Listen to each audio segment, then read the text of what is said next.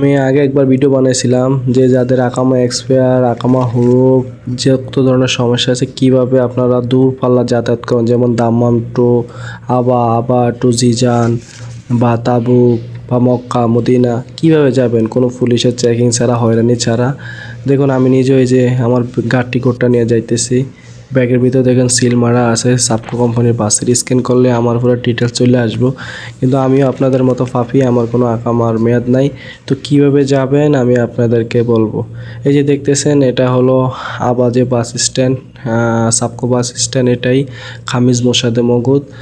আমি এই খামিজ মোসাদ থেকেই আমি দাম্মামের উদ্দেশ্যে আসিছিলাম। তখনকার ভিডিও আমি আপনাদের জানানোর সুবিধার্থে আমি ভিডিওটা তৈরি করতেছি। তো আমি পুরো বিস্তারিত ভিডিওটিতে বলে দেব, আমাদের সাথেই থাকবেন ইনশাআল্লাহ, প্রতিটা প্রশ্নের উত্তর দেব। তো দেখুন এই যে প্রথমে গেট দিয়ে ঢোকার পরে যে দেখুন তিনজন বসে রয়েছে, এদের কাছ থেকেই টিকিট কাটতে হয়। তারপর ধরেন এই যে দেখুন সবাই টিকিট কাটার পর সিটের এখানে বসে থাকে। এই যে হাতের বাম সাইডে টেক্সট আছে, ওখান থেকে আমি টিকিট দেখিয়ে এই যে ব্যাগের যে স্ক্যানের এগুলো আছে না, এই স্ক্যান স্টিকারগুলো লাগাইছি যাতে করে ব্যাগটা হারা না যায়। আপনারা অবশ্যই লাগিয়ে নেবেন, তাহলে এটা যে আপনার এটা পুরো প্রমাণ রয়ে গেল। আমার তিনটা ব্যাগের তিনটা স্টিকার দিছে, টিকিটটা দেখাইলে এই স্টিকারগুলো দেয়। দেখুন এখানে লেখা আছে আমি কোথা থেকে কোথায় যাব। আমি যদি ভুলে কোথাও আমার তো দুর্ঘটনাও ঘটে, আমার এই ব্যাগগুলো আমার ঠিকানা মতন পৌঁছে দেব পুরো টিকিটের ডিটেলস অনুযায়ী। তো আমি টিকিটটা কীভাবে নিছি, যেহেতু আমার আকামা নাই, এই টিকিটটা কিন্তু আমার আকামা দিয়ে নেওয়া না, এই টিকিটটা আমি নিয়েছি পাসপোর্ট দিয়ে, আমার পাসপোর্টের নাম্বার দিয়ে। তো স্ক্যান করলে এখানে আমার পাসপোর্টের ঠিকানা এবং পাসপোর্টে আমার যে ডিটেলস আছে সেই ডিটেলস অনুযায়ী আসবে। এই যে বাসে ওঠার পর একবার চেকিং করে যে মাত্র গেল, তারপর আর কোনো চেকিং নাই, শুধু টিকিট চেকিং হবে। তারপরে আমাদের বাস কিছুক্ষণের মধ্যেই ছেড়ে দিচ্ছে নির্দিষ্ট টাইমের মধ্যে।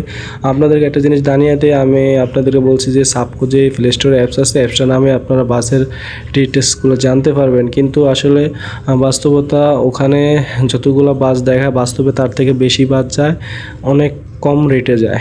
ঠিক আছে, অনলাইনে টিকিটের দামটা একটু বেশি দেখায়। অনলাইনে যেখানে টিকিট ন্যূনতম 240 টাকা, সেখানে আমি টিকিট কিনছি 215 টাকা দিয়ে, তাও ডাইরেক্ট টিকিট।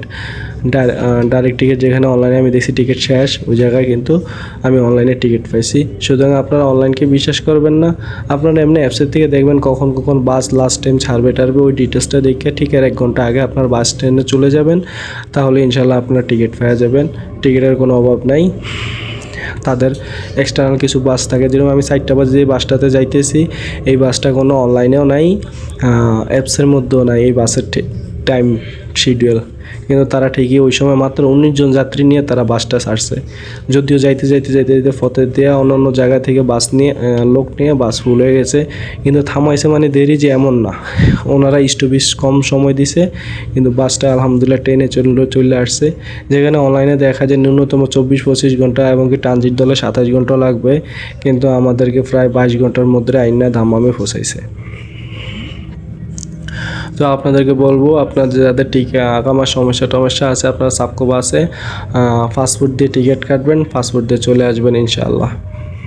বাসে থাকা অবস্থা যখন দেখছি এরকম দূর মরুভূমি, তখনই বলছি যে রিয়াদ পার হয়ে আমরা এখন দাম্মামের পথে আছি। কারণ রিয়াদ থেকে শুরু করে দাম্মাম পর্যন্ত এই ডিস্ট্রিক্টের মেইন রোডগুলোর পাশে শুরু হলো মরুভূমি আর মরুভূমি। আর এই মরুভূমিগুলো হলো স্বর্ণ, এখানে যত তেলের খনি, গ্যাসের খনি, সৌদি আরবটা চলে এগুলা দিয়ে। দাম্মামের মধ্যে কাত্তি বেলে সবচেয়ে বেশি তেলের খনি, আরামকর প্রজেক্টগুলো চলে। তো এই মরুভূমিগুলো অন্যান্য মরুভূমির মতো না, এগুলো সব কাজের। আবাদে দেখলাম যত পাহাড় আর পাহাড়, ইনকামের কোনো রাস্তা নাই সৌদির। কিন্তু দাম্মাম রিয়াদের আশেপাশে যে মরুভূমি, এগুলো মরুভূমি না, এগুলো সব হলো টাকার খনি। এগুলোর নিচে অসংখ্য লিটার তেল, গ্যাস, সব কিছু, কয়লা, সব আছে। সৌদি আরবটা চলে এগুলা দিয়া। এইগুলা শুধু বালু না, এইগুলা হলো স্বর্ণ। কি বলবো, স্বর্ণতে বালুর নিচ থেকে পাওয়া যায়, এগুলো অমূল্য সম্পদ বলতে পারেন, আল্লাহর দেওয়া। আল্লাহ তাআলা এই পৃথিবীতে যত ধরনের সম্পদ দিছে সব কিছুই মুসলমানদেরকে, তেল, গ্যাস, স্বর্ণ যা বলেন সব দিছে আমাদের মুসলমানদেরকে। কিন্তু তারপরে আমরা মুসলমানরা আজকে দুনিয়ায় তো মার খাই, কারণ আমাদের মধ্যে একতা নাই।